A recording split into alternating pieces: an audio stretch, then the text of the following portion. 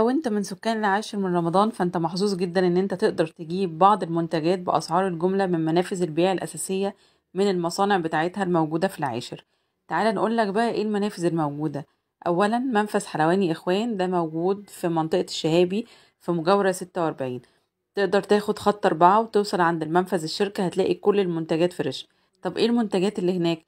كل منتجات حلواني اخوان، زي زي الحلاوة الطحينية، وهتلاقي المربى والبسطرمة واللحمة مفرومة وستريبس وبانيه.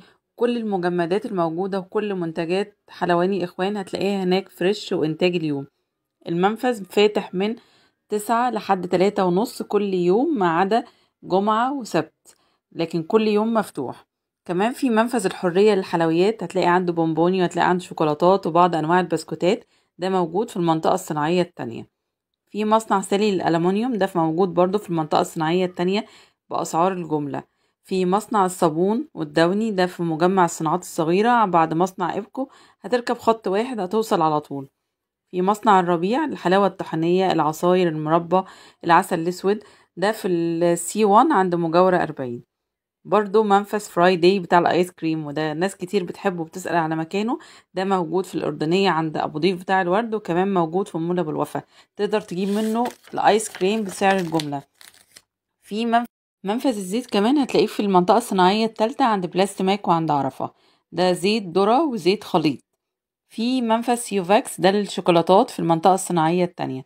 في ميد ستار ده للبلاستيك في التالتة برضو. في كمان الشربجي في المنطقة الصناعية التالتة ده بلاك اوت وقماشة بتاع التندة. في مصنع شباشب للبيت اسمه اوندا قريب جدا من منفذ حلواني اخوان.